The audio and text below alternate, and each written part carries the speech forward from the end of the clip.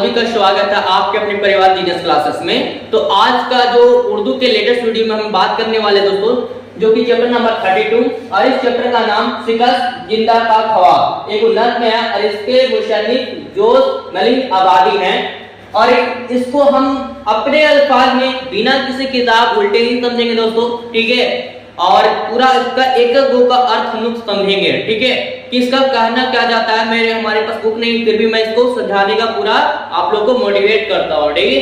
तो देखिए क्या है भाई, तो शिकस्त और जिंदा का ख्वाब टॉपिक से ही पता चल रहा है। शिकस्त मतलब होता है हार, बोलते हैं कि मैं इसको शिकस्त कर लिया, मतलब हरा दिया, ठीक है।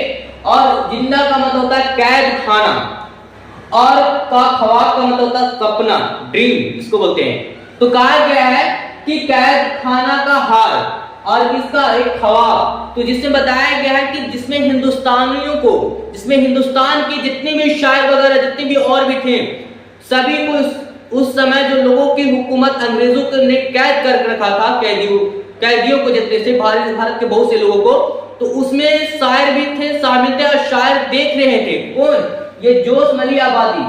तो जोश मलिक आबादी भी शायर भी थे, तो सारी हकीकत देख रहे थे अपनी नजारा, अपनी आंखों से, क्या किस तरीके से अत्याचार, कितना जुल्म हो रही है। तो उसको लेकर के लोगों में क्या हुई, इस शिकस्त को, कैद खाने का ख्वाब बहुत बड़ा जबरदस्त रहा दोस्तों। कैद, यहाँ पे कैद खाना जो जंजीरें थे वो कांपने लगे, कैदियों में अंदर जोश आ गया, जोश आने का फील करने का बात कर रहा है दोस्तों। यहाँ पे देखिए, यहाँ पे जोश का मतलब अब ये जो छुटकारा, इस कैदियों का जो कैदियों का दीवार जो है वो कांप रही है, अब टूटने वाला, और कैदियां रिहा होने वाले, उसके ख्वाब के बारे में।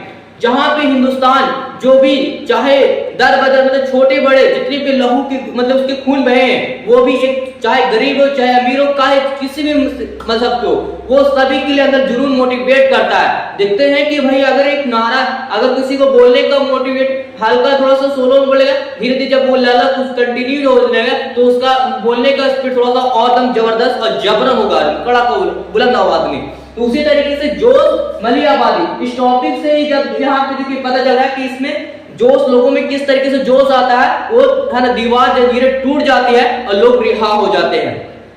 उसमें छोटे जितने भी गरीब वगैरह, जितने भी अंग्रेज, मतलब कि जिस तरीके से लोगों पर व्यवहार कर, वो वक्त आ गया है। और लोगों में जागरूकता होने के बाद ये हिंदुस्तानियों से अंग्रेजों को कैसे भगाया गया, उस समय कैसे लोग शासन कर रहे थे, कैसे लोगों को कैद करके रखा हुआ था, उसी सारी हकीकत शायर अपनी आंखों से शायर देख रहे थे, और उसी के बारे में यहाँ पे शायर तशरीह किया गया है दोस्तों। ओके, हाँ।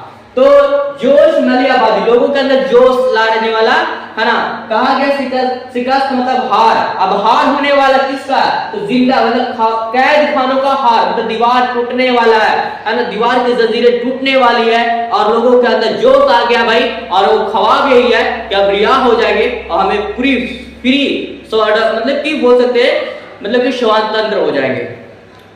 तो वही बात बताई गई है। तो जोश मलिक आबादी इसके लेखक है, इसमें खुद आया था। जोश का मतलब यहाँ पे जोश दिखा दिया गया है। तो देखिए हम लोग पढ़ते हैं इसकी जिंदगी के बारे में, हम इसकी पूरी शुरुआत बारे में तहकीकात करेंगे। ओके, देखिए असल नाम क्या है, सबीर हुसैन खान, जोश मलिक आबादी का। ये क्या करते थे, तकल्लुस क्या करते थे, इनका जोश इनका एकदम पूरा टिका होता है, लोगों में अंदर मोटिवेट करता है। भाई आप जो बताते हैं ना कि बाहर का आदमी जब आवाज उठा देना, तो एक हल्का, मतलब कमजोर आदमी भी आवाज में थोड़ा सा मन में जागरूकता पैदा करता है कि हाँ हम भी नारा लगाएंगे, और धीरे धीरे सब एकजुट हो जाएंगे, तो अच्छा मुकाबला, अच्छा है ना, हर एक कदम हारने वाला रहता है ना, अच्छा उसके सामने हर परिस्थितियों को सामना कर सकता है ना। तो वही बात है दोस्तों, ठीक है। हाँ, तो पैदाइश भाई 1896 में लखनऊ के मलिक आबाद का कस्बा कनौल हार में हुई थी पैदाइश के, जोश मलिक आबादी की। और ये बताया गया कि वालिद बशीर अहमद खान, वालिद का नाम बशीर अहमद खान, और लेकिन दोस्तों मैं बता दूं, हाँ, और दादा का नाम इससे बताया गया दोस्तों, है ना, मोहम्मद अहमद खान, और परदादा का नाम फकीर मोहम्मद खान, ठीक है। और नासी के शागिर्द, है ना, यहाँ पे सनात इमाम बख्श के इसके शागिर्द स्टूडेंट थे, और उर्दू, फारसी और अरबी की इब्तिदाई तालीम घर पर लखनऊ में हुई थी। लखनऊ के रहने वाले यहाँ उनकी पैरल पर तालीम हासिल की है। अलीगढ़, सीतापुर और आगरा में सिमेटर और कबीर तक तालीम हासिल की और 1914 ईस्वी में शादी अशरफ जहां बेगम से इनकी शादी थी, जो यहाँ पे मोहम्मद मुकीम खान की क्या थी, उसकी बेटी थी। तो ये बात समझ में आ गई दोस्तों। हाँ, अब समझते हैं यहाँ पे, ठीक है, इंतकाल के बारे में। ये यहाँ पे आजादी के बाद पाकिस्तान चले गए थे इन्होंने, और इंतकाल के बारे में, इंतकाल 22 फरवरी 1982 में, और नस्र की 2 दर्जन किताबें, नज़्म किताब लिखे 2 दर्जन, मतलब 24 किताब लिखे थे अपनी जिंदगी में, जोश भली आबादी, और क्या किस तरीके से लोगों को मोटिवेट करते हैं वो सर यहाँ पे पूरी बात बताते हैं। देखिए यहाँ पे यादों की बारात, पहला हो गया खुद नवीस था भाई, है ना। खुद नवीस हम लोग पहले भी पढ़ चुके हैं, मैं यूनिवर्सिटी में एहसान दानिश का लिखा हुआ, भाई पढ़े है ना। हाँ, अब देखो रोहे अदब की, फिर नकुश व निकार की, सायला व सबनम, जुनून व हिकमत, हर्फ व हिकायत, आयात और नगमात, और सैफ व सबू वगैरह। तो जितने भी यहाँ पे देख रहे किताबें, सारी की सारी उनकी नज़में लिखी हुई थी किनके, तो दोस्त मली आबादी। तो चलते हैं एक बार थोड़ा सा हम लोग एक्सप्लेन कर लेते हैं, है ना। चलिए, तो देखिए मैं आपको थोड़ा सा मैंने समझा दिया दोस्तों, बस एक बार फिर रिपीट कर लेता हूँ। शिकस्त मेरे भाई, शिकस्त का मतलब होता है हार। अगर किसी को अगर कर लेते हैं, उर्दू में बोलते हैं शिकस्त, है ना। मतलब शिकस्त मतलब हरा दिए, हार जाना, है ना। शिकस्त मतलब हार।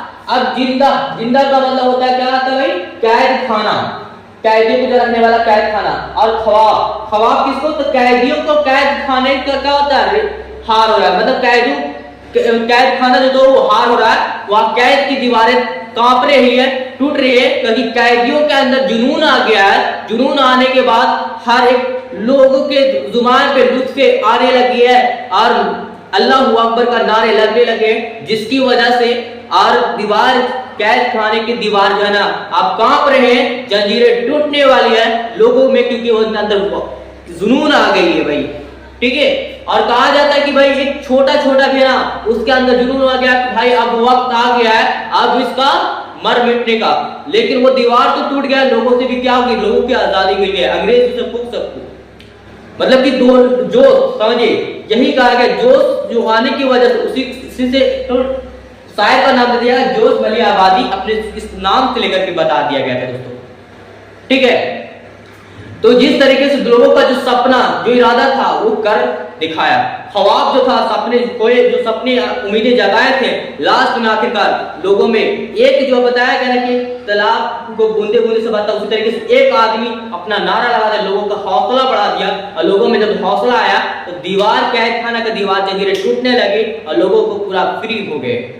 तो वही बात कहा गया दोस्तों, जिस तरीके से लोगों को कतराएं, खून खराबा हो रही थी, जुल्म किए जा रहे थे, लोग उस पर भी उन्होंने भी अपनी आवाज उठाई और लोगों ने इसका सामना किया और आखिरकार लोगों को हरा डाला। तो ये तो बात समझ में आ गई दोस्तों, ओके।